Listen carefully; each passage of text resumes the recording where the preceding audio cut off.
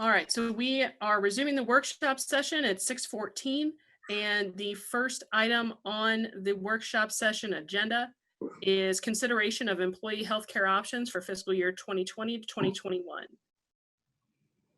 So, Madam Mayor, council members, I bring to y'all attention and introduce to y'all the city's benefits broker, the RLP Corporation, working with the city of College Park for about the past 6 years now to discuss considerations relative to healthcare options for the upcoming fiscal year.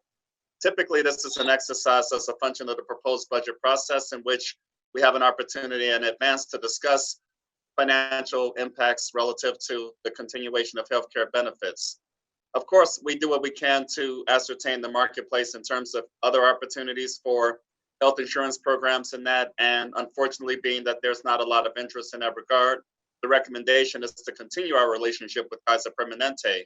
And part of the role and function of the benefits broker is to do what they possibly can to negotiate the absolute best terms on behalf of its client, the city of College Park. With that, Steve Roberts is being made available this evening to accompany Chris Cook to provide an overview in terms of where we are in this regard. And for the record, the proposed budget process does take into consideration the additional cost impacts as a result of going forward as outlined. Steve Roberts, I'd like to turn it over to you, sir. Thank you, City Manager. We have gone back to Kaiser. In our last meeting, I was able to give you Kaiser's preliminary renewal rate request, which was 15%. We did get them to come down a little. On your HMO program, it's down to 11.46. On the PPO provision, it's down to 14. So this does provide you some relief from their initial request. The life, disability, and dental numbers will remain as expiring, meaning there will be no increase there. Once we know the city's contribution formula, we will go through the rates and divide it between employee, so you can see what your actual cost is.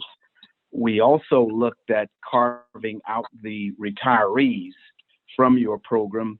I understand that they pay their own premium, but we're able to afford them a better plan with lower premiums by moving them to Kaiser's Advantage. And they pay their own premium, but we're able to afford them a better plan with lower premiums by moving them to Kaiser's Advantage. And they pay. I was getting some feedback, so I stopped. We were getting it as well, but I think you can go ahead now. Thank you. Okay, so but what's available to them is what we call Kaiser Senior Advantage. It allows them to opt out and use Medicare accepted physicians, which will be in the Kaiser plan. So there's really no change for them, but it does afford them a lower premium, and it gets their utilization out of the active group utilization, which may benefit College Park going forward. Question about that. For the retirees that have not reached Medicare age, how does that work? They would not be eligible. In order to have this plan, you must have Medicare Parts A and Part B, and your red, white, and blue card. As long as they have that, they will be able to opt into that plan. That would apply to the employee or retired employee and their spouses. And where do we see that in our packet? I don't think you all have that program. We did a small comparison of it just to see. We would need to go back and weed out. We pulled out those employees over age 65. We would need to go back and make sure that they're all eligible for Medicare's Part A, B, and part of your retiree program to move forward and to give you an accurate number. We do know the premium that they would pay staying in the active population and the premium that Kaiser would charge if they moved to the Medicare Advantage program. And they would be entitled to basically the same health benefits as they would have under the regular Kaiser program? In some instances, those benefits are going to be a little better. Okay, so it's like a Medicare Advantage program. That is correct. It's just Kaiser's Medicare Advantage program. You see them between October and December. They're all over the TV. Humana, Cigna, Health Right. Springs, Blue Cross Blue Shield. They all have them. That can actually be, if it's a reliable organization, that can actually be a very good deal. Correct.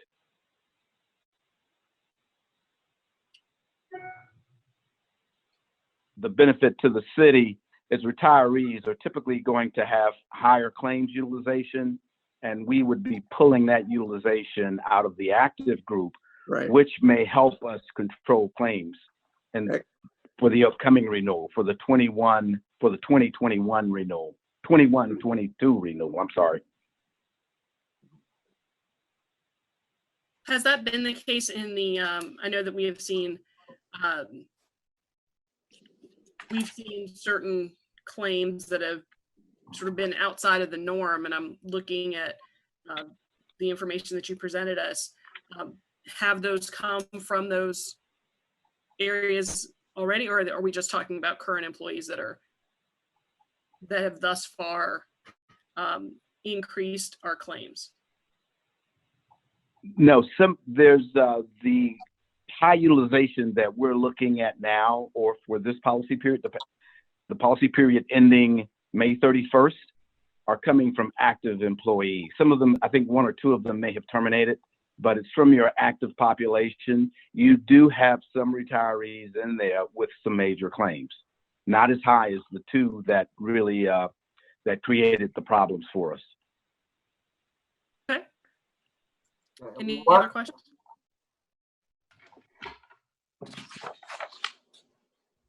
It sounded like someone had a question.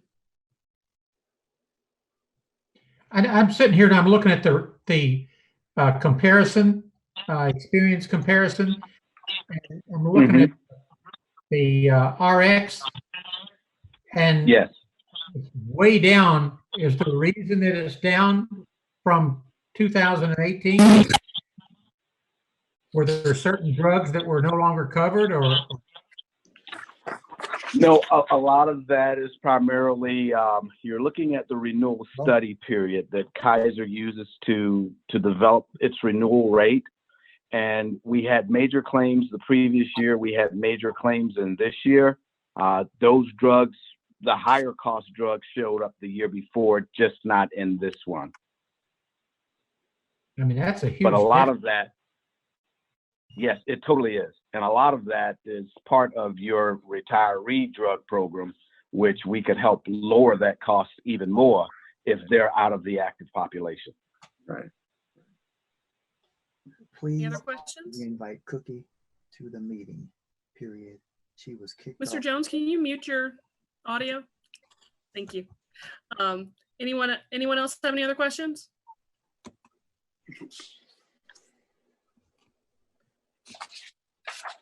Is there anything else we need to know? Madam Mayor and Yes, gentlemen. sir. So, first meeting in April, we typically have this exercise to give council a sense as to what the financial impacts would be in this regard. For the record, we did include in the proposed budget 2020-2021 the ability to cover this net outcome of 12% as referenced in the agenda packet. So I just wish to provide that background. So as we engage the budget process, I would like to have the opportunity over the next coming days to work with Kaiser Permanente as outlined based on that. And I therefore seek your consensus to proceed as outlined. I don't think we have much other choice at this point, and that's what it comes down to. So that would be my request in response to the workshop meeting presentation this evening. Now, Terrence, at one point, what are we going, we will have to make a decision as to how that increase is going to be split, whether it's absorbed by the city, whether it's split with the employees, et cetera, correct?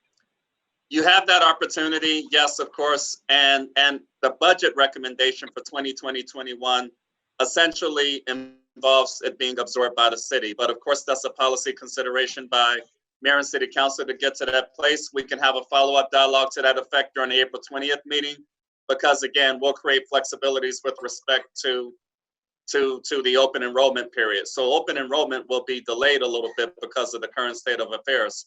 Normally, open enrollment takes place around the week of, in this case, it would take place around the week of April 27th, no later than the week of May 4th. So this consensus would involve us coming back with some models to outline considerations in that regard. If there was an interest in employees being able to absorb some of the additional cost increase, or does council wish to support the idea of taking on the cost? And again, I just talked a little bit about the budget considerations as to our abilities in that regard. So yes, we can have a follow-up dialogue April 20th. So basically tonight we're deciding that we're not going to do an RFP, and that's what you're looking primarily for a decision for, correct? Yes, the consensus this evening would be to commit to working with Kaiser Permanente, number one. That gives the RFP Corporation the opportunity to advise Kaiser Permanente that will be accepting that direction. However, at the next meeting, council will have an opportunity to outline considerations with respect to dividing the cost increase. Right. What portion does the employees take on, or if the city takes all of it, whatever the case is decided. That would be April 20th. Any other questions? No. All right. Thank you so much. Appreciate your time. Mayor, Thank you. if I may, please, Mayor. Yes. Okay, before we move on from this agenda item, do we have the consensus to continue the relationship with Kaiser Permanente? No other choice, but I have to ask it for the record. Yes. Yes. Yes. Councilman Gay, you're there. Yes. Okay. So on that note, Steve Roberts, you, Chris, and I will convene accordingly to pursue that direction. And likewise, we will be back before the council on April 20th to get us to that place so that we can give council the opportunity to do a little division, if you will, if deemed appropriate. So We've thank you. got Very consensus. good. We can move forward on that one. Thank you, gentlemen. Appreciate it. Thank you. Thank you. All right. The next item on the agenda is presentation on the naming and branding of the new mixed-use development currently referred to as Airport City. Mr. Jones, I believe the ball would be in your court for this one. Can you hear me? Yes, sir. Okay. All right. Well, as you know, the Airport City project is a 322 acre mixed use development. For the last 2.5 years, we have used the name, the Airport City, as a pretty much a name holder until we were at a point where we could actually brand the project. Now that we are getting a lot of momentum, a lot of interest from developers from all over the country in this particular development, now would be the best time to be able to brand this particular development. The City of College Park Economic Development Office, in working with the Georgia International Convention Center, Mercedes Miller, and also the ATL Airport District, Cookie Smokes, and Andrea Town, we've worked together in putting in developing a brand for this particular development. There was a number of individuals that were involved in this particular project. There was a number of citizens involved in this project, as well as Gabrielle Andrews, Director of Marketing for the ATL Airport District, Mr. Gerald Walker, the Director of Communications with the City of College Park, Robin Mizell, Mahershala Howard, Deanna Murphy of the Sizemore Group, Michelle Alexander of the Collaborative Firm, along with their marketing arm also. And then, like I said, economic development staff. We've worked on branding for approximately 45 to 60 days prior to what we were planning to have on March 18th. We were planning on having the groundbreaking for the Airport City. Due to the coronavirus, we canceled the groundbreaking, and as a result of that, we postponed the presentation until this evening, April 6th. So at this time, I would like to turn the time over to first Andrea Towns. She's going to talk to you about the branding firm, how we've it's going through the entire process, providing the description for each of the 4 finalist names that we've come up with for the Airport City development. She'll be followed by Cookie Smokes, the president and CEO of the airport, ATL Airport District. And then, of course, Mercedes Miller will also chime in and talk to you about the branding and the importance of it and how it will positively affect the city of College Park, Georgia International Convention Center. And then I'll be at the end to summarize everything and make a recommendation to council. I'll now turn the time over to Miss Andrea Towns. Hello, everybody. Can you hear me? Yes. Hello, Andrea. Hello, good evening. Thank you for allowing us the time to speak with you today. We have been working with Artie and his team, and I know he outlined the rest of the group for several months on putting together a brand identity for what has been known as Airport City. He reached out to us primarily because our focus is marketing, and he thought we might be good partners in helping go through the process.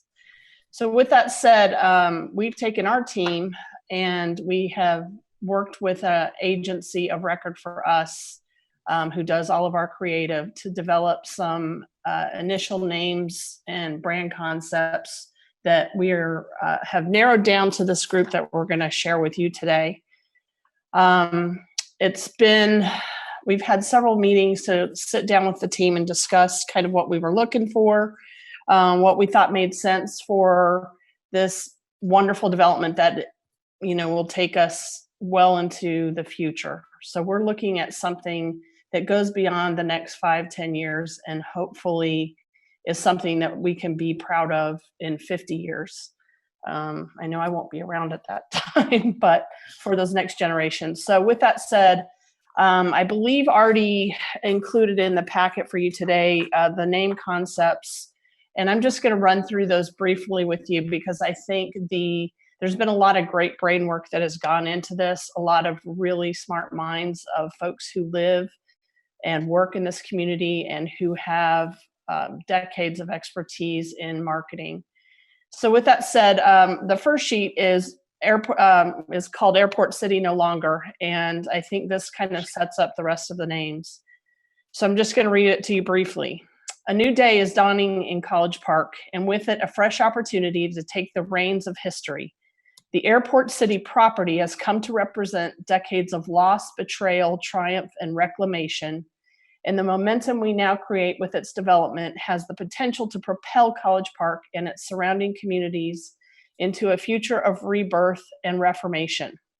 With this new development, we lift our community out of the shadow of the airport, seamlessly connecting downtown College Park to Atlanta and its surrounding neighborhoods, while shaking off the stale perception of being on the outskirts. The thunderous impact that this will have on College Park's reputation and economy stands to shape the next 100 years, redefining and redirecting the narrative of the city and the South Side into one of steadfast growth and excellence. We believe that the following names identify and contextualize the significance of this development while conveying its far-reaching relevance to College Park, the South Side, and the greater Atlanta area. So that kind of leads us into the names that we're going to present. We have all sat down and we think that kind of elevating to the next level and evolving from the shadows of the airport. We know that it is certainly the economic engine that has helped us grow this great city, but we also know that we are much more than that, and that the airport represents things that are great and also things that have been hard and difficult for folks. So we were kind of hoping to transcend that into something that brings us all together. So with that, the first concept that I'd like to share with you is called 6 West.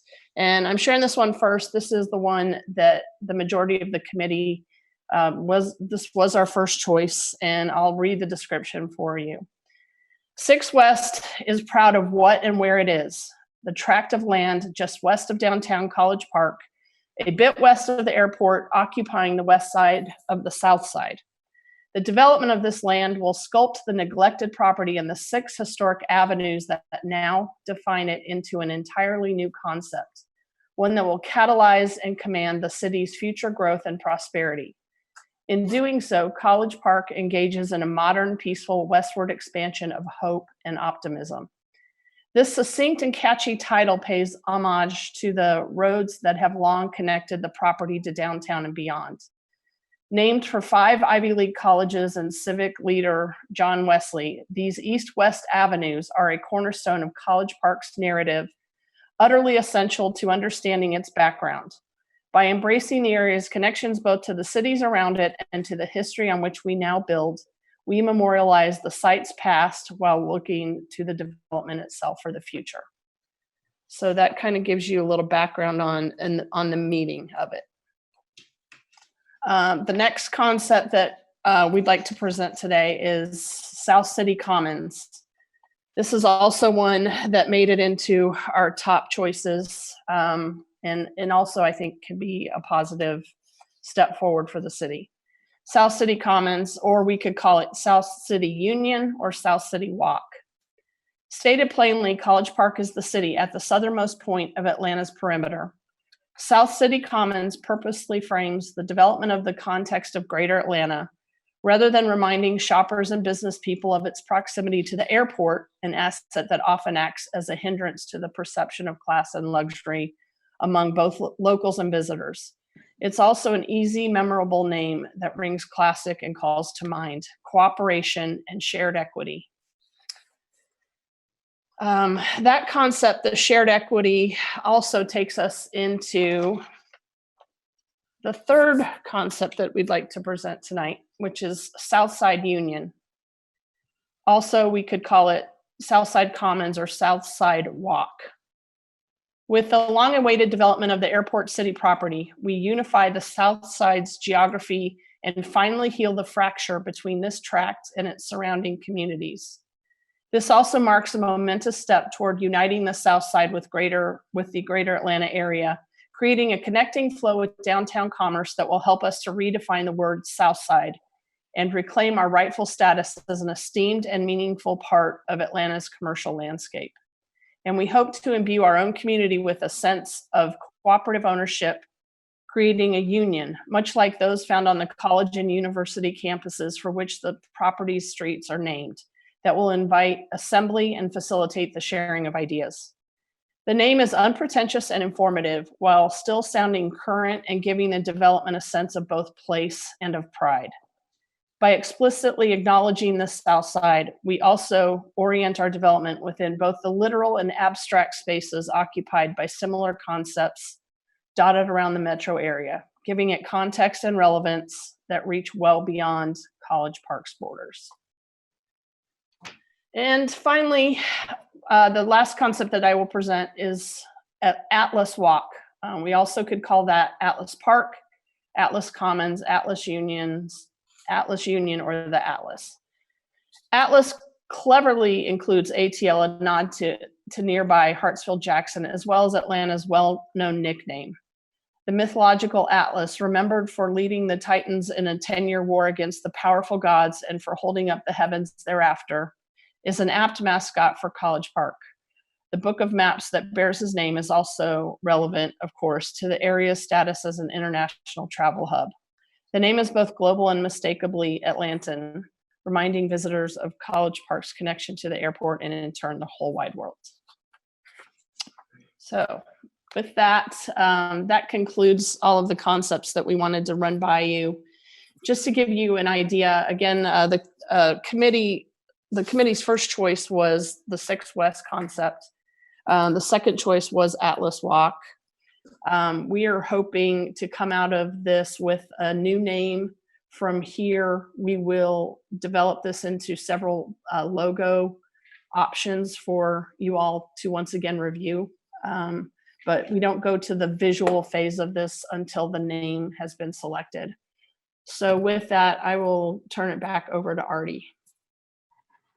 Yes, and at this time, I will turn the time over to Cookie so that she can provide some remarks. Well, I just wanted to say, first of all, this project, as you know, Artie and Mayor and Council, is very, very important to the ATL Airport District. This is going to be a venue that will just change the whole dynamic on the way we sell the South Side and College Park and the ATL Airport District. And I'm a native of College Park, and for those of you that don't know, I've always lived on the South Side. I've always loved the South Side. I spent 20 years with Delta Airlines right in the College Park area, and these are my stomping grounds. So this is near and dear to my heart. I think it's an opportunity for us to change the perception of the South Side, and I'm sorry, and to just catapult us to the next level. We know how great the South Side is, but the perception has always been somewhat negative. I know how great it is, and if you will recall, when we had our first annual meeting, and our keynote speaker was Hines Ward, who was from the South Side, and that was his mantra throughout our entire annual meeting program. He would raise his hand up and say South Side. So we think that it's important that we get the name right, that we get the brand right. We want it to be something that is considered a higher level of what people's perception is of the South Side. And we want to ensure that it, as AT said, that it takes us into the future, and changes the whole perception.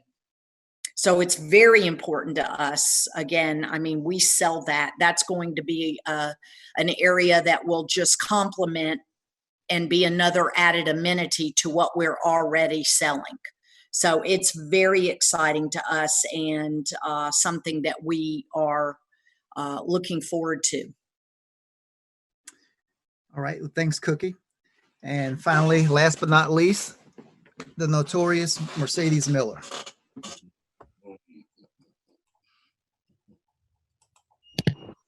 Hello, everyone. Whenever I think about the name of a complex like Atlantic Station, Little 5 Points, the Ponce Market, I think about how you can sway the marketing of that. What do the people hear? Because just like GICC is Georgia International Convention Center, but people, when we gave it a shorter name, people start recognizing who we are. So I think it's very important what we name it.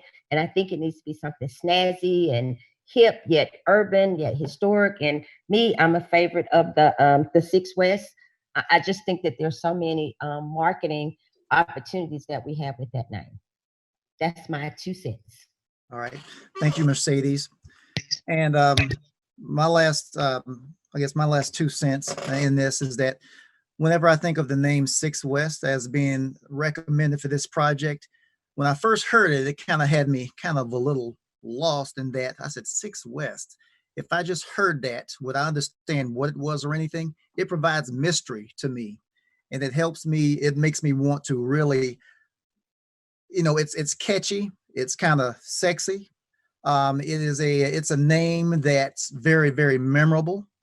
At the same time, it's different than most of the names that you'll see around the Atlanta metro area, like Avalon or Atlantic Station, or like you said, Little 5 Points. It provides, and at the same time, this particular name 6 West, when you think of the historic streets in College Park, the Ivy League schools, John Wesley, that's something that whenever I think of Ivy League schools, I think of College Park, even though we don't have a college here. So I think after the branding is actually completed, once we have a logo to go along with it, I think the name 6 West has a lot of miles ahead of it. There's lots of creativity that can go into this, and it's a name that I think that will outlive the test of time for generations to come.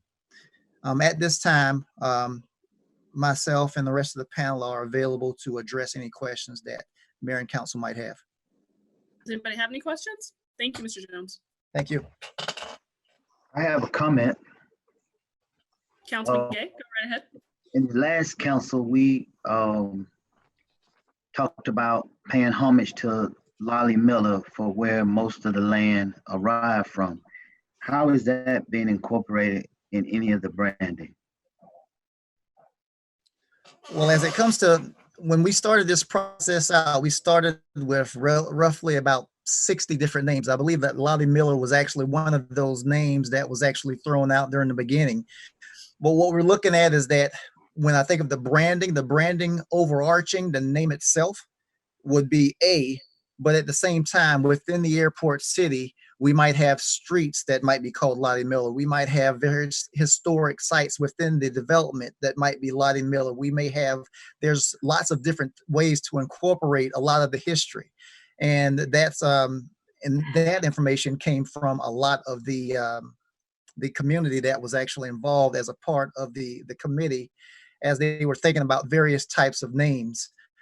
Just like the city of College Park has a brand and there's lots of sub brands. Well, what we're thinking of with the airport city is that it would have the name of, you know, Six West, and then there would be a number of sub brands within that would speak to the entertainment, that would speak to the history, that would speak to the golf course, that would speak to all the historic streets within the development.